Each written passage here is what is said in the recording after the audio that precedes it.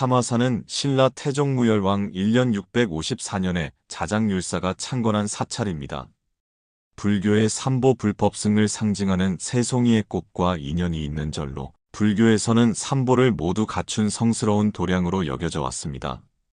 이 이야기는 자장율사가 두타산에서 마주한 신비로운 새송이 꽃과 그 꽃을 통해 부처님의 가르침을 전하고자 했던 수행자들의 이야기를 담고 있습니다.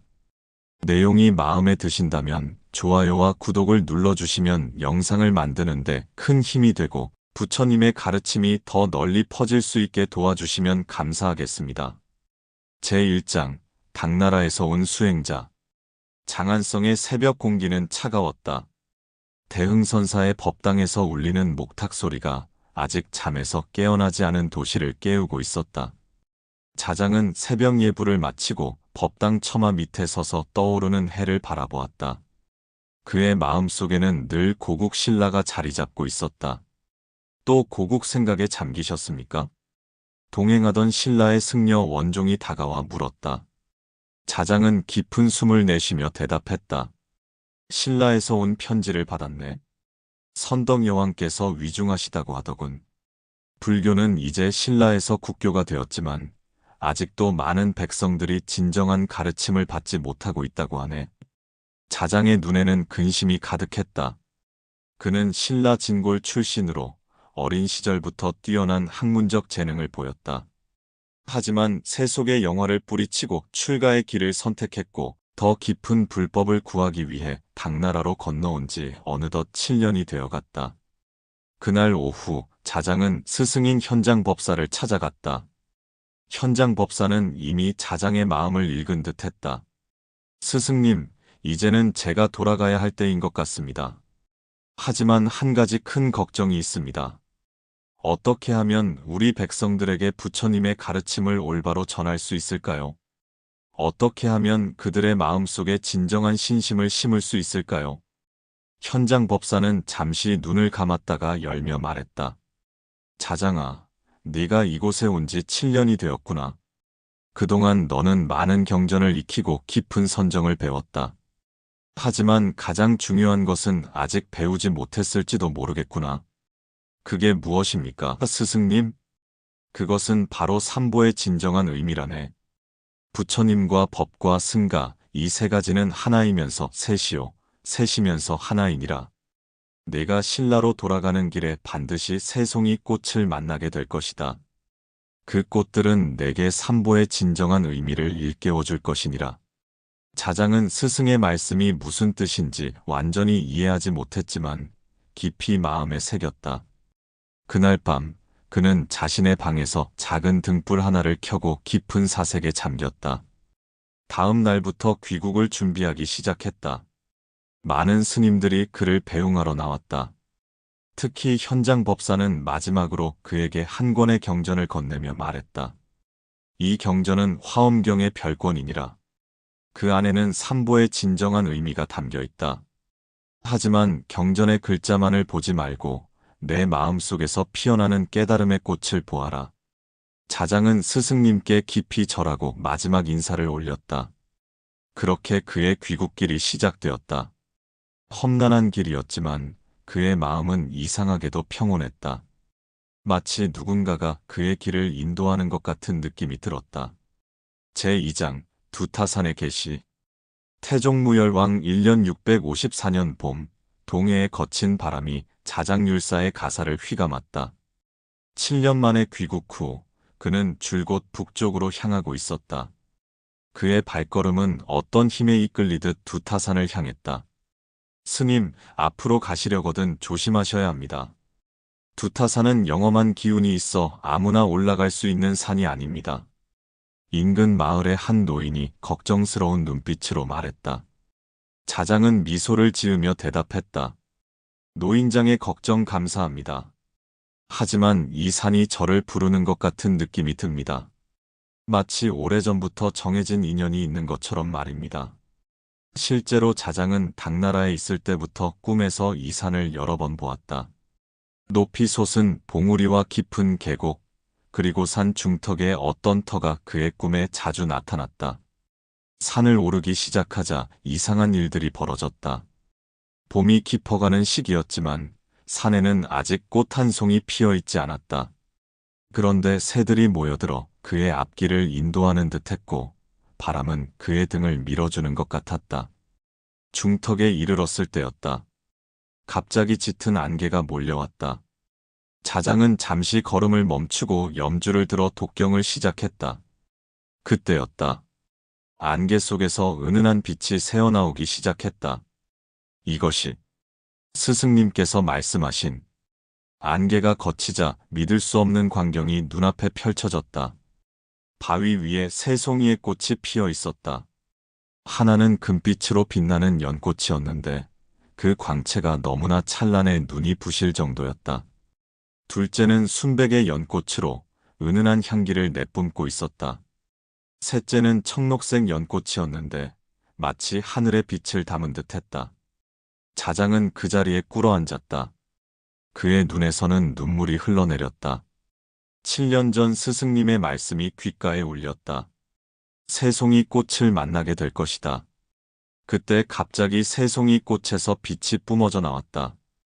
금빛 연꽃의 빛은 위로 솟구쳐 하늘로 향했고 백년의 빛은 사방으로 퍼져나갔으며 청년의 빛은 마치 물결처럼 아래로 흘러내렸다.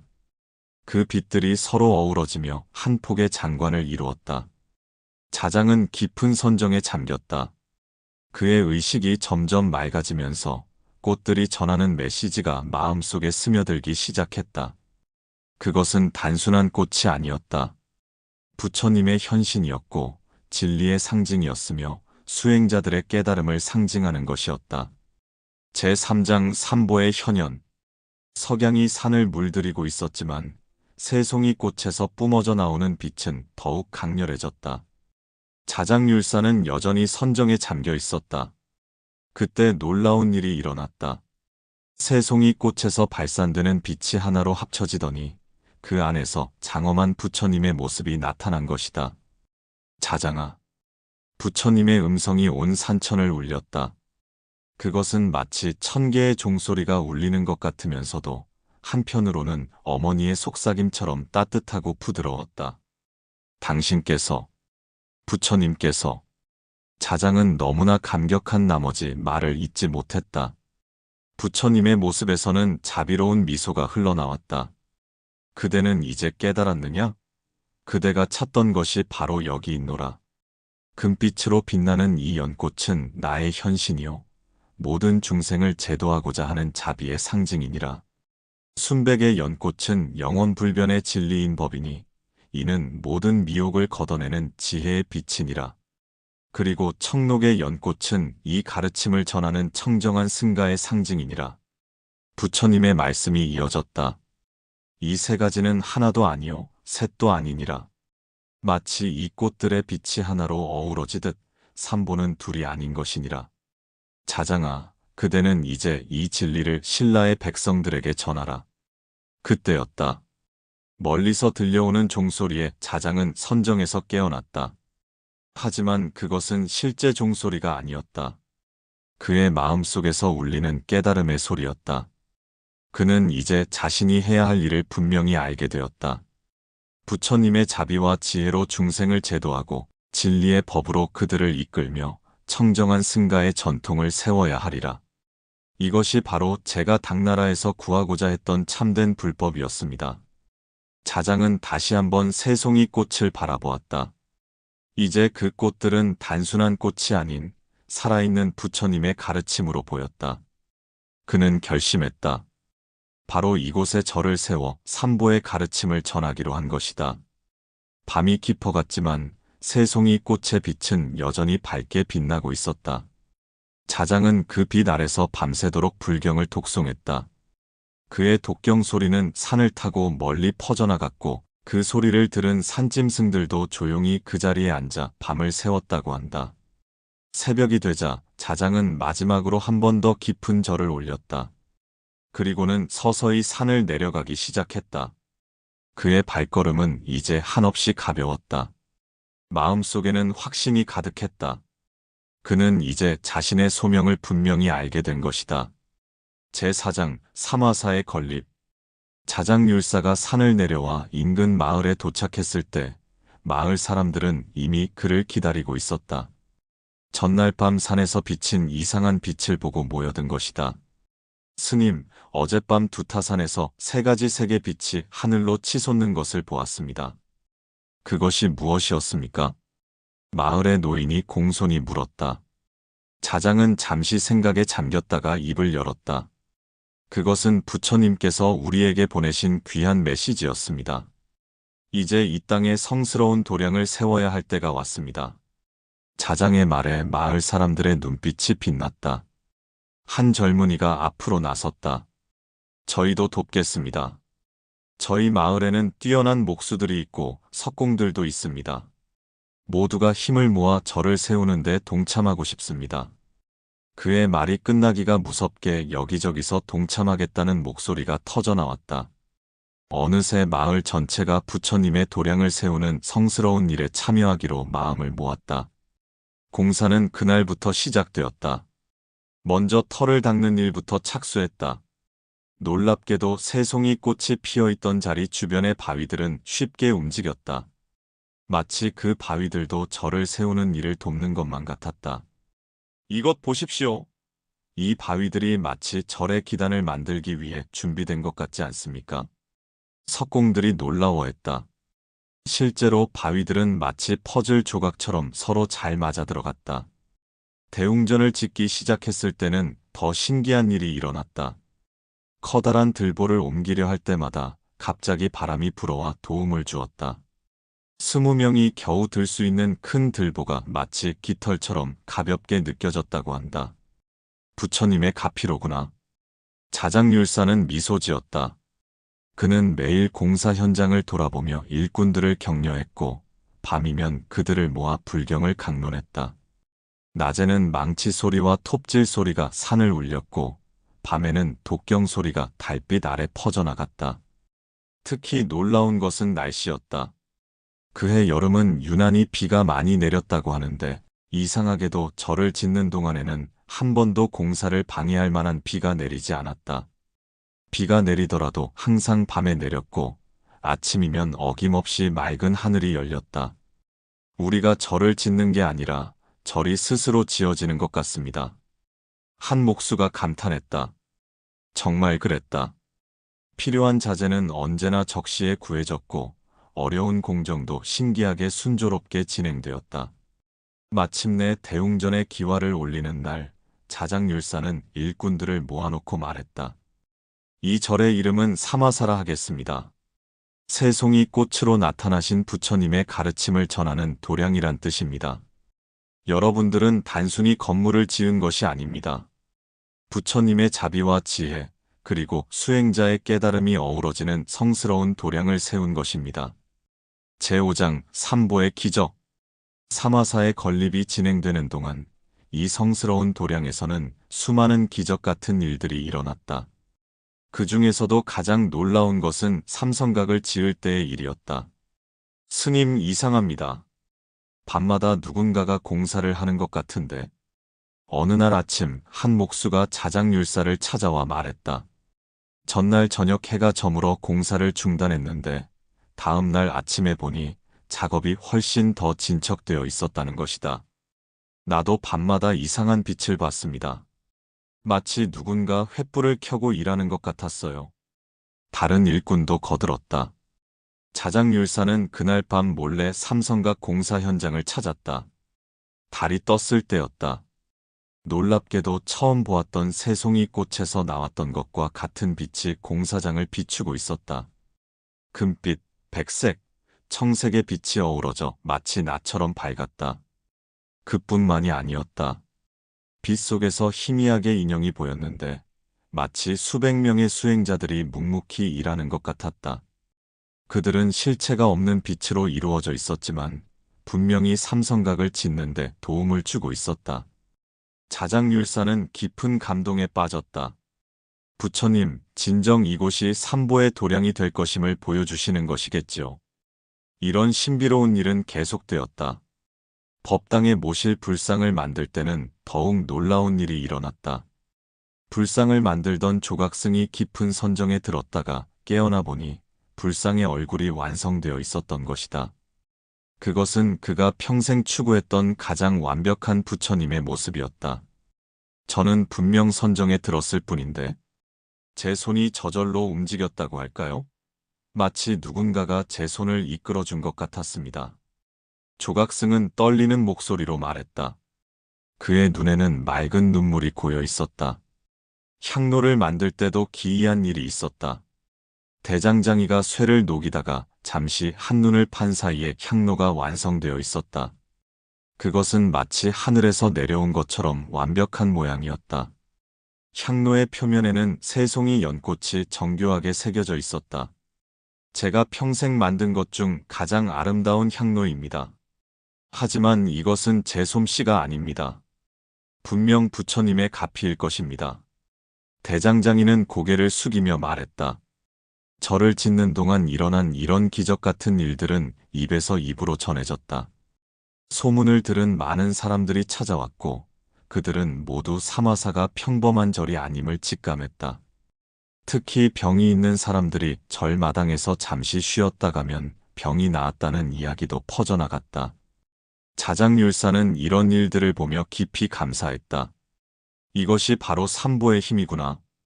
부처님의 자비, 법의 진리 승가의 수행이 하나로 어우러질 때 이런 불가사의한 일들이 일어나는 것이리라. 제6장 첫 법회. 가을 하늘이 높아진 어느 날 마침내 사마사의 모든 건물이 완성되었다. 자장률사는 첫 법회를 준비했다. 멀리 신라의 수도 서라벌에서도 많은 스님들이 찾아왔고 인근의 백성들도 구름처럼 모여들었다. 오늘은 참으로 뜻깊은 날입니다. 부처님께서 세 송이 꽃으로 나타나시어 우리에게 삼보의 진리를 보여주신 이곳에 이제 그 가르침을 전할 도량이 완성되었습니다. 자장률사의 목소리가 법당 안을 울렸다. 법당은 사람들로 가득 찼고 법당방 마당에도 수많은 사람들이 앉아 있었다. 놀랍게도 그날은 바람 한 점 없이 맑았고 법당 밖에 앉은 이들도 자장률사의 목소리를 똑똑히 들을 수 있었다.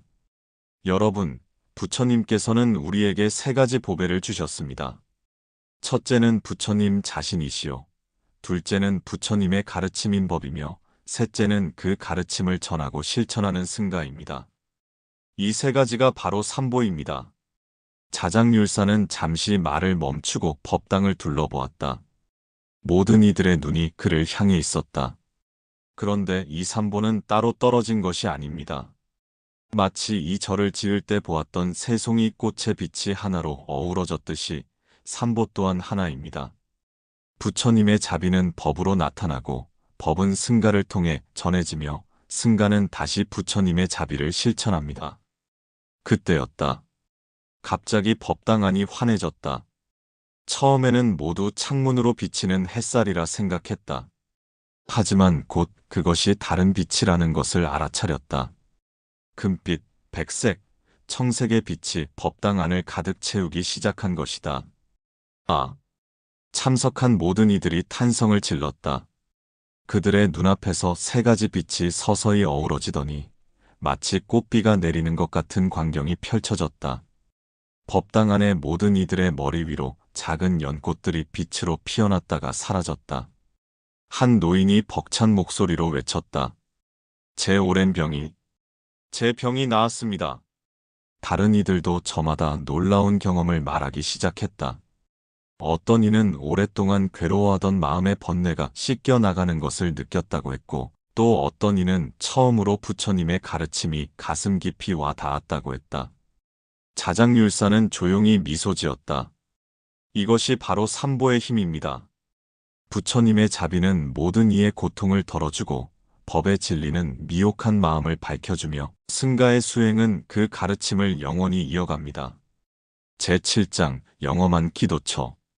첫 법회 이후 사마사의 명성은 날로 높아졌다. 특히 매년 봄이 되면 자장률사가 처음 본 그 자리에 새 송이 꽃이 피어났는데 이를 보기 위해 전국에서 순례자들이 모여들었다.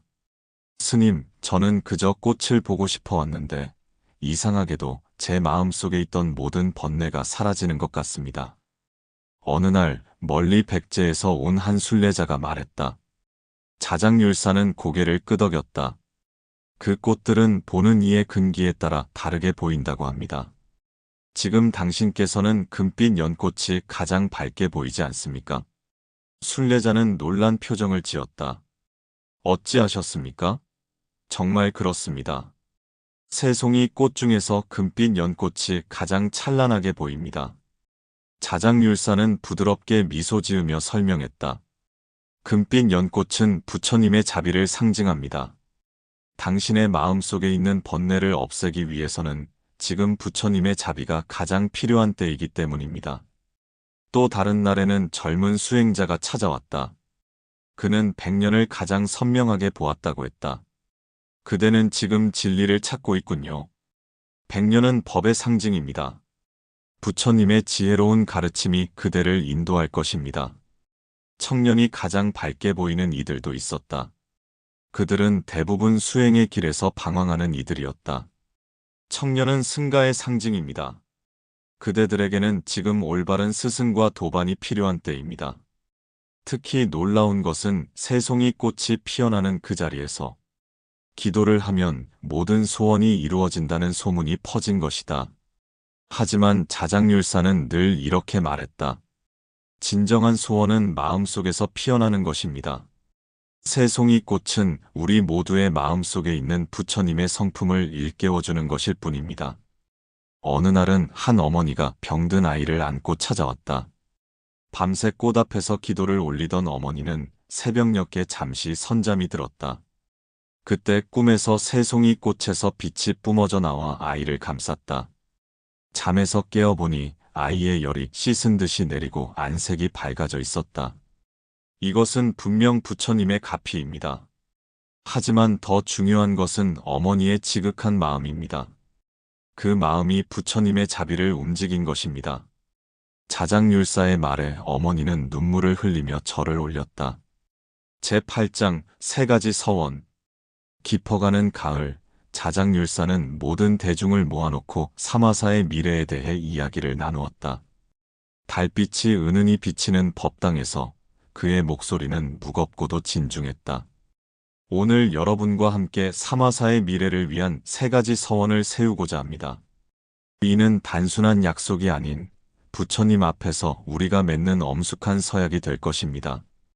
법당에 모인 스님들과 신도들은 숨을 죽이고 경청했다. 자장률사는 잠시 눈을 감았다가 천천히 떴다. 첫 번째 서원은 이것입니다. 이곳을 찾는 모든 이들이 부처님의 자비를 느끼게 하소서. 우리는 결코 문을 닫지 않을 것입니다. 비록 한밤중이라도 고통받는 이가 찾아오면 반드시 문을 열어줄 것입니다. 그의 말이 끝나자 법당 한쪽에서 금빛 연꽃이 피어나는 것 같은 환영이 보였다. 두 번째 서원입니다. 이곳에서 전해지는 법음이 중생의 고통을 덜어주게 하소서. 우리는 결코 진리를 독차지하지 않을 것입니다. 찾아오는 모든 이에게 부처님의 가르침을 전할 것이며 그들의 이해력에 맞추어 쉽게 설명할 것입니다. 이번에는 순백의 연꽃이 피어나는 듯했다. 마지막 서원입니다. 이곳의 승가가 항상 청정한 수행을 이어가게 하소서. 우리는 결코 게으름과 타협하지 않을 것입니다. 새벽 예불을 거르지 않을 것이며 수행과 공부에 매진할 것입니다. 청년이 피어나는 듯한 빛이 번쩍였다. 그때였다. 갑자기 법당 안이 온통 밝아졌다. 세 가지 색의 빛이 어우러지며 법당 안을 가득 채웠다. 모인 대중들은 저마다 자신의 마음속에서 단단한 서원이 맺어지는 것을 느꼈다. 한 젊은 스님이 떨리는 목소리로 물었다. 스님, 저희는 어떻게 이 서원을 지켜나가야 할까요? 시간이 흐르면 초심을 잃을까 두렵습니다. 자장률사는 부드러운 미소를 지으며 대답했다. 그대들의 마음속에는 이미 새송이 꽃이 피어 있습니다. 부처님을 향한 믿음이라는 금년, 진리를 향한 갈망이라는 100년, 수행을 향한 결심이라는 청년이 그것입니다. 이 꽃들을 매일매일 물을 주어 키우십시오. 그는 잠시 말을 멈추었다가 이어갔다. 그리고 기억하십시오. 우리가 세운 이 서원은 우리만의 것이 아닙니다. 이는 모든 중생과 함께하는 서원입니다. 우리가 자비를 베풀면 더 큰 자비가 돌아올 것이요. 우리가 진리를 나누면 더 깊은 진리를 깨달을 것이며, 우리가 수행에 정진하면 더 큰 깨달음을 얻을 것입니다.